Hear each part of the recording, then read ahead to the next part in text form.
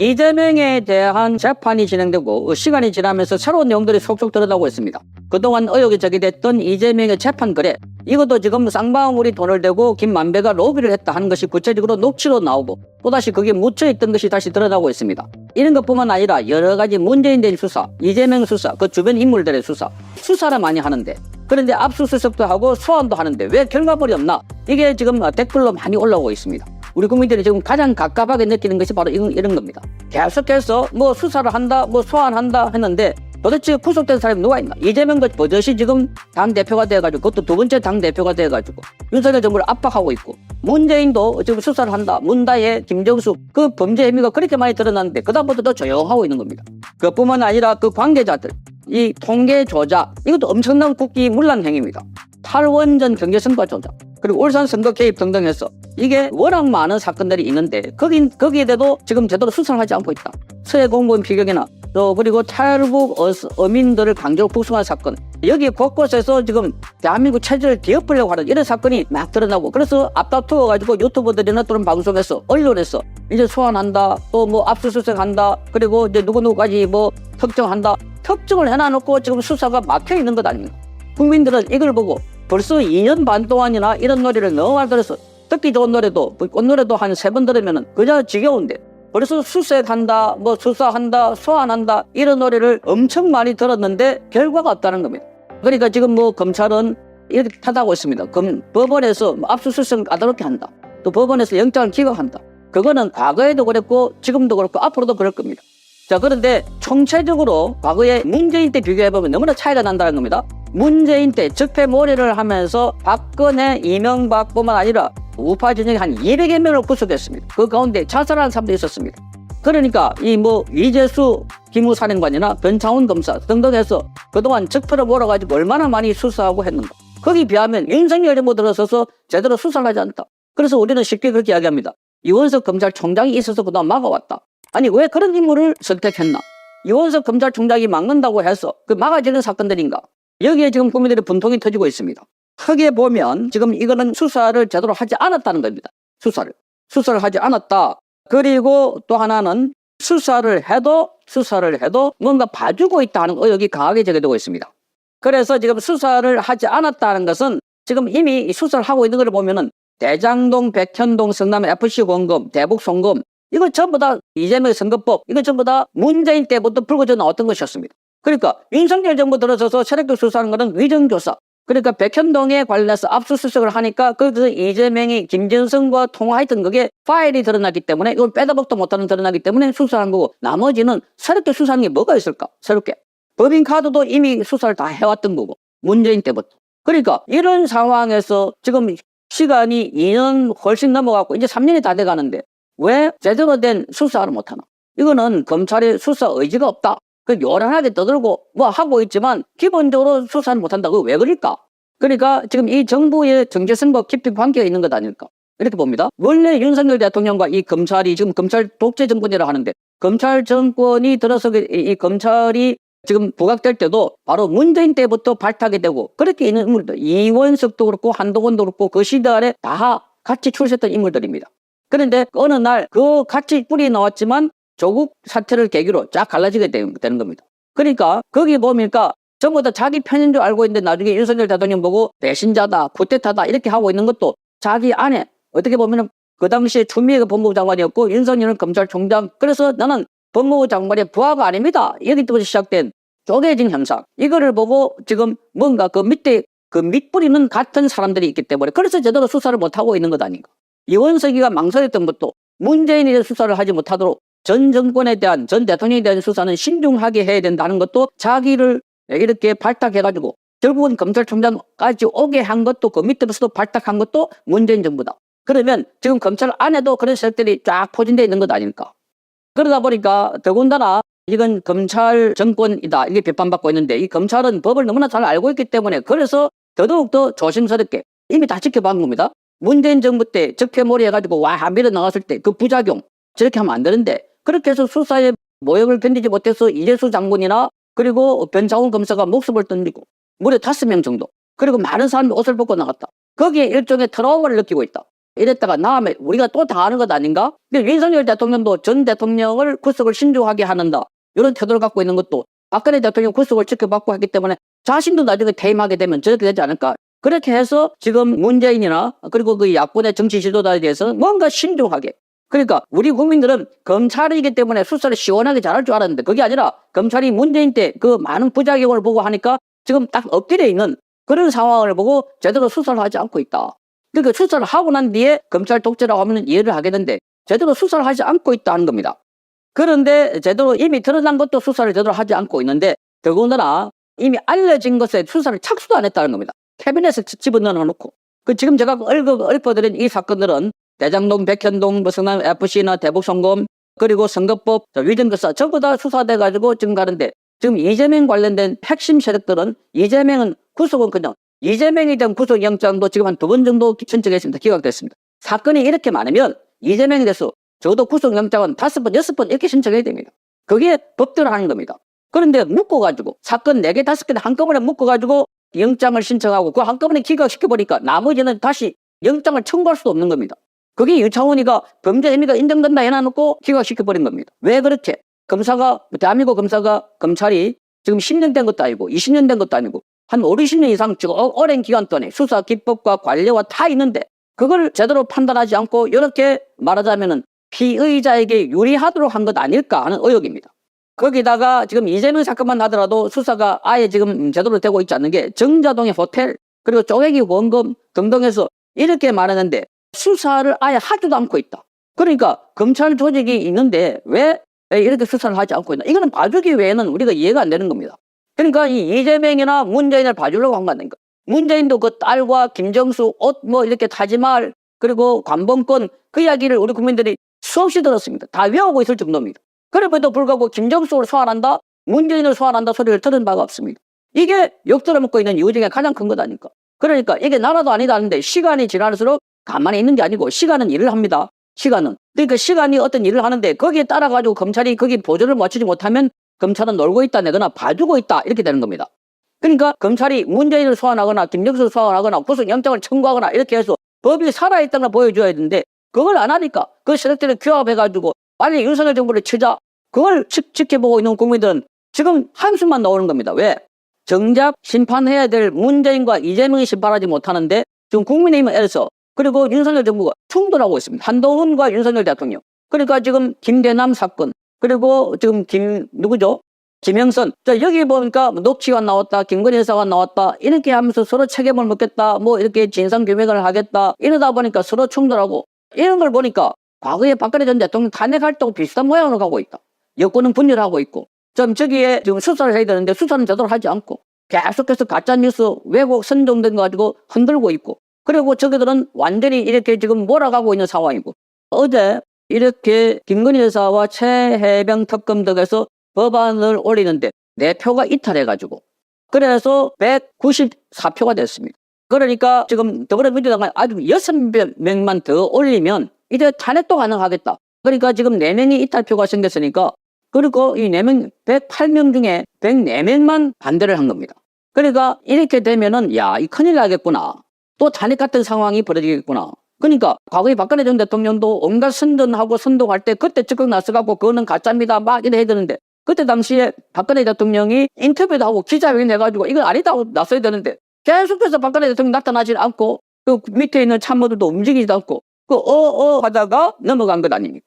나중에 인터뷰한다는 게 겨우 유튜브 방송에 인터뷰해가지고 아니 KBS와 MBC 같은 공영방송 특히나 KBS는 박근혜 대통령이 임명을 하는데 거기도 방송을 인터뷰를 안 해줬다. 그러니까 그때 정규제 TV 거기 인터뷰를 하는 거 보고 아 이거 박근혜 대통령이 이미 끝났구나 하는 생각이 드는 겁니다. 왜? 일국의 대통령이 유튜브하고 그 당시 지금처럼 보편화되지도 않았는데 공영방송하고 인터뷰하고 설명을 해야 되는데 그러니까 위기 닥칠수록 더 과감하게 나서가지고 정지할 건 정지하고 심판할 건 해야 되는데 지금은 대한민국의 정권은 윤석열 정권입니다.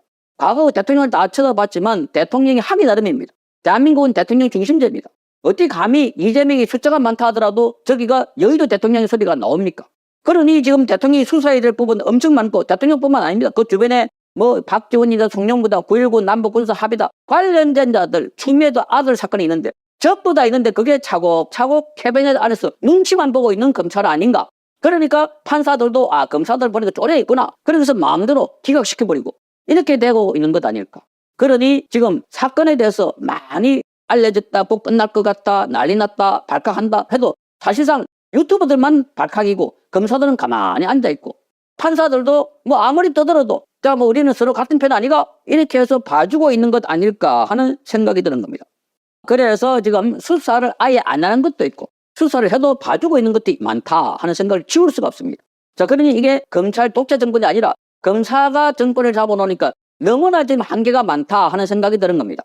그러니까 법대로 법을 너무나 잘 알고 있는 사람들, 또 양심적인 사람들, 이런 사람들은 이건 못하겠다, 저건 못하겠다. 근데 상대방은 보십시오. 마구 폭주를 하고 있습니다. 설마 했는데 그걸 또다시 올리고 또다시 올리고 특검법을 벌써 2번째, 3번째 이렇게 하면서 상대방 의원이 없거나 있어도 그냥 바로 그러니까 이진숙 방통위원장 임명하고 나는데 그 다음날 바로 탄핵을 해버리는 이런 조직, 이런 세력들이니까 여기에 대응하기 위해서는 더 강력하게 뭐랄까 더 강한 전투력을 갖고 대응해야 되는데 그냥 법사위만 하더라도 상대방은 막 공격하고 고함 지르는데 거기 대응하고 있는 우리 법사위원들 뭐 너무나 점잖하고 너무나 뭐라 그럴까 합리적이고 이러다 보니까 국민들이 볼 때는 너무 전투력이 없다. 그러니까 여기는 게임이 안 되는 그런 상황이 벌어지고 있다 하는 겁니다.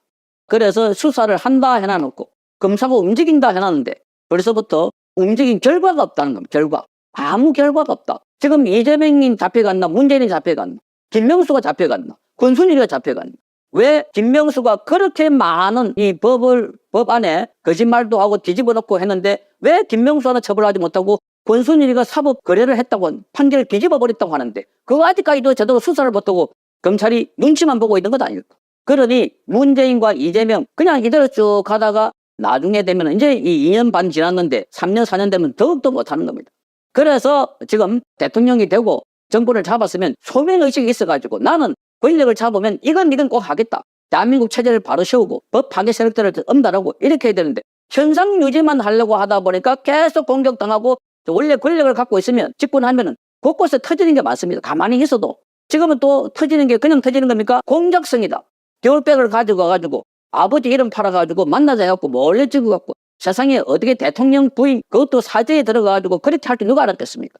또 대통령 비서관 에도 무려 11개월 동안 전화해가지고 그게 하나 둘씩 하고가지고 나머지 자기 불리한 거 다 빼고 자기 유리한 것만 딱 해가지고 한동훈하고 갈라치기 하고 그런 내용 이게 취재입니까? 취재 아닙니다. 이게 언론이 아닙니다. 취재 언론은 인터뷰 내용을 미리 알려주고 그래서 요거는 쓰지 마십시오 안 쓰고 이렇게 하는 건데 그거 뒤에서 촬영해가지고 그걸 보도하고 있는 게 이 언론이고 이게 저널리즘의 새로운 직통을 열었다고 유시민이가 떠들고 있습니다. 대통령이 밖에 나가서 정상회담하고는 돌아서서 자기 참모도 이야기하는 거 그걸 뒤에서 몰래 찍듯이 찍어가지고 그걸 터뜨려가지고 야 바이든 날리면이다 이렇게 말하고 있는 게 이게 언론입니까? 그러니까 윤석열 정부가 들어서서 맨 먼저 해야 될 것은 언론을 정상화해야 되는데 그거 정상화하지 않고 가만히 쳐다보고 있는 듯한 그러니까 그게 전부 다 부메랑이 돼가지고 정권을 흔들고 있는 상황이 돼버렸습니다. 그제 민주당이 이화영 수감 중인 이화영 전 평화부지사 경기도 평화부지사를 불러서 박창룡 검사 탄핵 청문회에 정인으로 내세운 이유가 있죠. 박창룡 검사가 이재명의 대북 송금 사건을 수사를 했고 지금 이재명은 기소가 돼서 재판이 이제 막 시작이 됐죠. 시작이 됐는데 핵심은 이재명이 대북 송금 그러니까 본인의 북한 방문 또 경기도가 줘야 될 스마트팜 사업비 각각 300만 달러, 500만 달러, 800만 달러를 북한에 준 사실을 알고 있느냐 모르고 있느냐 이게 핵심이죠. 모를 리 없는데 모르고 있다고 잡아떼기 때문에 이게 지금 논란이 되는 겁니다. 여러 가지 정황상 모를 리가 없는데 그리고 그 과정에서 이화영이 한번 진술을 했죠. 북한에 조선노동당의 김성태 상방울 전 회장이 대신 돈을 내주고 있다. 800만 달러, 방북 비용 300만 달러, 스마트팜 사업비 500만 달러 대신 돈을 내주고 있다는 것을 보고를 했다. 그 한번 진술을 했습니다. 진술을 했다가 그때 부인 백정아 씨가 법정에서 소리 지르고 정신 똑바로 차려라 소리 지르고 그리고 회유가 시작이 됐죠. 회유가 시작이 되니까 이화영이 진술을 번복을 했습니다. 진술을 번복을 했기 때문에 거제 청문회에 이화영을 불러서 TV로 중계가 되니까 국민이 보는 앞에서 봐라. 그때 이재명에게 보고했다는 것은 검사들의 해유에 의해서 한 것 아니냐. 압박과 해유에 의해서. 그래서 그제 계속 그 이야기를 하는 겁니다. 검사실에 가서 술판을 벌였고 연어를 배달시켜 먹었고 무슨 진술을 위해서 입 맞추려고 세미나를 했고 이거 전부 다 거짓으로 그전에 판명이 됐죠. 이 주장을 했을 때 그때 술판이 없었다는 거, 출정 기록, 법무부의 출정 기록도 다 냈고 교도관들 38명이 다 증언을 했고 검사실의 사진까지 다 공개가 돼서 그런 해유가 없었다는 것이 확인이 됐고 실제로 1심 법원에서도 1심 재판부에서도 그 부분은 인정하지 않았습니다. 그 해유가 있었다는 거. 그런데 다시 이화영을 불러내서 감옥에서 불러내서 국회 법사위에 세워서 민주당이 그런 자리를 만든 것은 결국 이재명 재판, 대북송금 재판을 놔두고 이재명 대북송금 사실을 몰랐다. 조선노동당에 뇌물 준 거를 몰랐다. 이것을 강조하기 위해서죠. 그리고 그 강조하기 위해서는 그전에 이화영이 한번 진술을 했기 때문에 검찰에서 진술을 했기 때문에 그 내용이 진술을 한 이유가 정말 보고를 해서가 아니고 민주당의 자기들 이제 그 짜맞추는 과정에서 정말 보고를 해서가 아니고 검찰청에서 술판을 벌이고 검사들이 해유를 해서 거짓말로 이재명에게 보고했다고 실토한 것이다. 이걸 더 강조하기 위해서 이재명 이제 재판이 시작이 되니까는 이재명은 몰랐다. 이 상황이죠. 더 강조하기 위해서 이화영을 불러냈던 겁니다. 이화영을 불러내서 원맨 쇼를 펼치도록 했는데 그런데 그게 허탕이었다. 이화영이 그렇게 해서 내가 허위로 내가 진술을 했던 거야. 검찰에 이재명에게 보고를 했던 것은 가짜였어. 이거를 가시하기 위해서 그거를 일부러 보여주기 위해서 청문회에 나와서 뭐 연어 파티, 진술 세미나 이렇게 막 거짓말을 했는데 그 자체가 허탕이었다. 왜냐하면은 오늘 조선일보가 보도를 하나 했습니다. 뭐냐면 검찰이 이재명을 대북송금 혐의로 지난번에 6월 달에 기소를 했죠.